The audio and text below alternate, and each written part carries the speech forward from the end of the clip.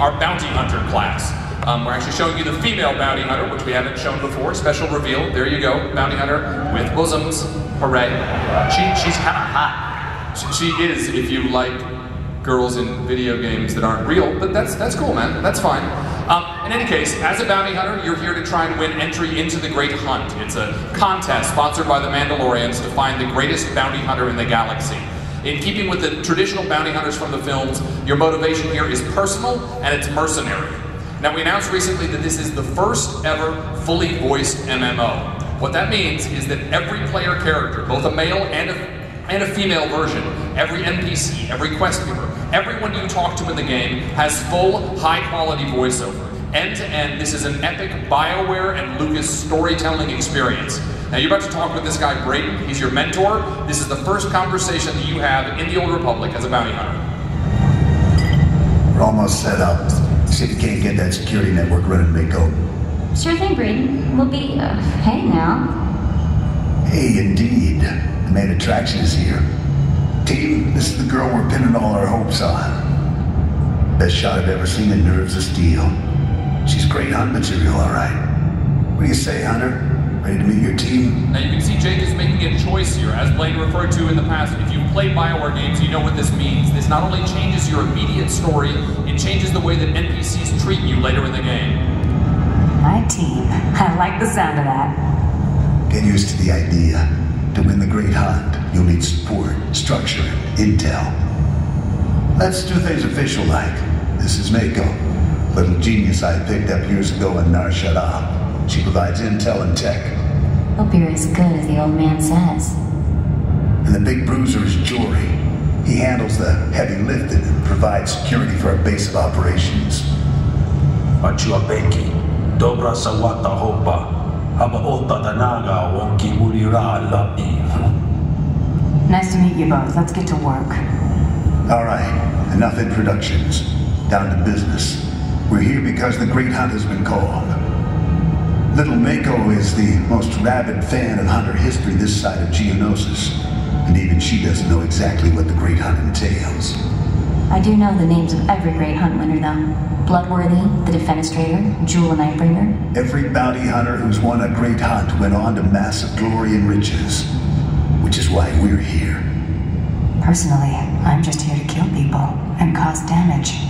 Dallas, she sounds kind of high maintenance to me. I think she's a little, I don't think you need to date her, Blaine, in your weird world that you live in that isn't reality. Anyway, that is your first conversation in the Old Republic, folks. Every conversation in the game is going to be like that one. Great dialogue, compelling choices, and cinematic digital acting. This has been another place that BioWare has been a leader over the years, putting cinematic acting into the game.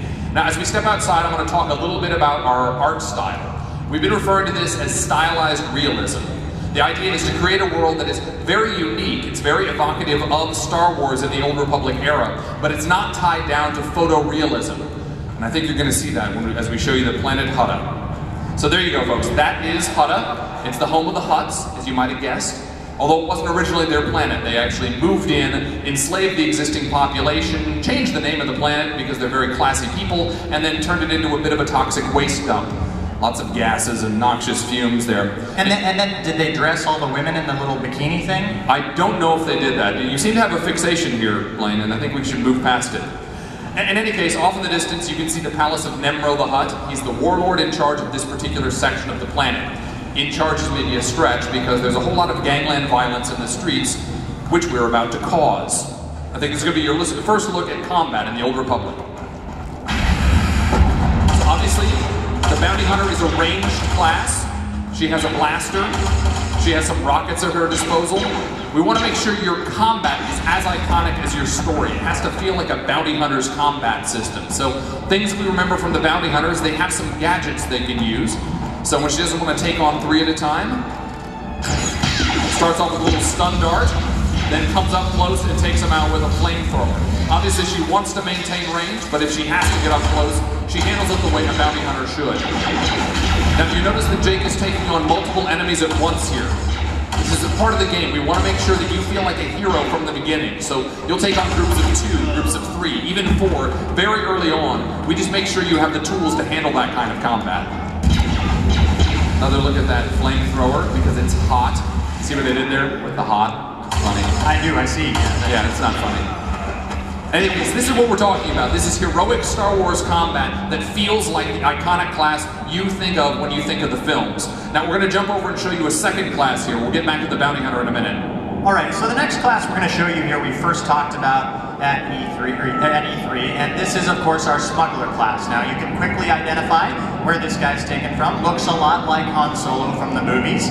And so this means that of course he is the scrappy, jaded underdog who always comes out on top, no matter the odds stacked against him. And of course, this guy always gets the girl, maybe even the hot bounty hunter chick. You really need to drop this whole fixation with virtual girls. Now, we start out on the planet of Ord Mantell here, and Ord Mantell is a war-torn planet in the Star Wars universe. You saw a destroyed walker there in the background. And basically, there are some separatists that are duking it out with the Republic here, and our mission as a smuggler is to run guns to the Republic side and help them out. Now let's see what combat looks like with our smuggler. Alright, so we quickly establish he's a ranged class, that trusty blaster at his side, if you will. Now, one of the important things about our game is every class, we want every class to play, feel, look different. And so in thinking about, how we could make the smuggler special, we had to think about what Han Solo does in the movie. So Dallas, could you do a little reenactment? I think he does a lot of this. Maybe he peeks around corners and stuff. Yeah, he's not really a tough toe-to-toe fighter, our Han Solo. No, he is not. So, what we've come up with is the first ever cover system of its type in an MMO, which you see here. Now, it's often disputed, but some may say that Han shoots first, and that's what we're going to show you right here. That's right. Han shoots first.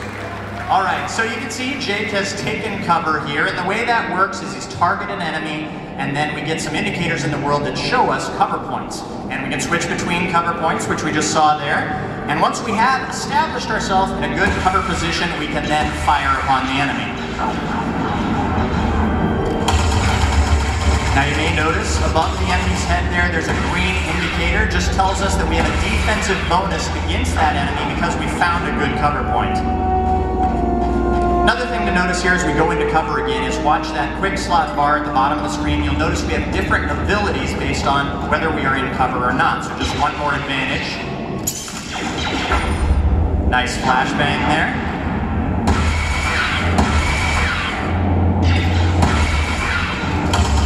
And following that up with a special ability called Barrage, able to fire very rapidly with the blaster at multiple enemies. Now, of course, the smuggler has to have his own signature style if he has to get close to an enemy. So what do we have here?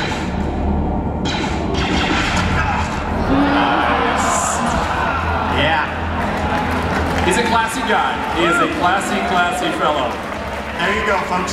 Dirty kick followed by a headshot. Excellent. So, great look at our smuggler there, but we're going to move ahead and show you a third class and third planet now. Dallas, take it away. All right, now this class was just recently revealed at Gamescom. This is the Sith Warrior, everybody. This is the hot one. So we've shown you a couple of ranged classes thus far, but you can't show a Star Wars game without a little bit of lightsaber combat. So that's what you're going to see with the Sith Warrior here.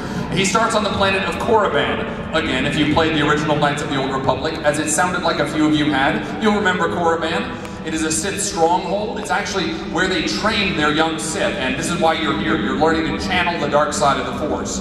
Now you're going to actually be entering an ancient tomb here. These have been excavated numerous times, and you're going to try and recover some very powerful artifacts down there. There's some pretty nasty enemies along the way, though, and you're going to have to deal with them in a way that only a Sith warrior can. And I just want to point out, who better to go into an ancient evil tomb than Deep Crow? Oh yeah, bring it, Deep. There you go. So you saw him do the Force charge there. As I mentioned before, we want to make sure these classes feel like what you remember from the movies, and everybody remembers Darth Vader doing that when fighting Luke in Cloud City in Empire Strikes Back. As a Sith warrior, you want to close quickly. You want to charge in and do a whole lot of damage up close.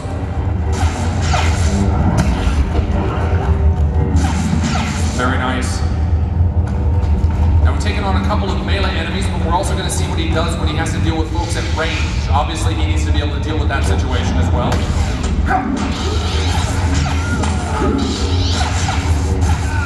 Unless Jake just kills them that fast. We're going to kill one more group here.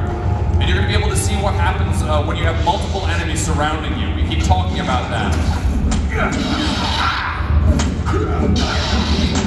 You can see he's actually parrying the guys behind him while he deals damage to the one he's targeting. This is all part of that heroic combat, the ability to take on multiple enemies and then do a whole lot of damage very quickly when you need to. Man, Nice. I just gotta say, that guy kicks ass. That guy kicks a lot of ass. All right, we're going to see a little bit more of the Sith Warrior here, so you haven't had your full fill of Sith Warrior, but we're going to take a pause. That's right. We have a special announcement now. We've got a full theater here. We appreciate you guys taking the time to wait out there. We want to make sure we reward you properly. So we have a very special reveal here before we get back to the gameplay. It's just for PAX. Has not been shown or mentioned before today. That's right. So we get a lot of questions, of course, about Knights of the Old Republic, history, etc. People want to know what happened to Revan. People want to know who the Emperor is. So we want to reveal to you, here at PAX, first time ever, the ultimate evil force in Knights of the Old Republic. Here we go. Ready? Hit it! Yeah, that's what I'm talking about. Darth Binks, baby. I think he has a special message for us. Misa Darth Binks! Misa maxing people with the dark side force with an evil kaboom! Oh yeah, it's coming, baby. It's coming in Star Wars The Old Republic. That actually wasn't our reveal for today. We had a joke on you. We're funny like that. I think that explains it all. All right, so in our pause here, we are going to get back into gameplay, but let's recap what we've seen so far. So in the beginning, Dallas talked about these 4 key ingredients to making a great role-playing game.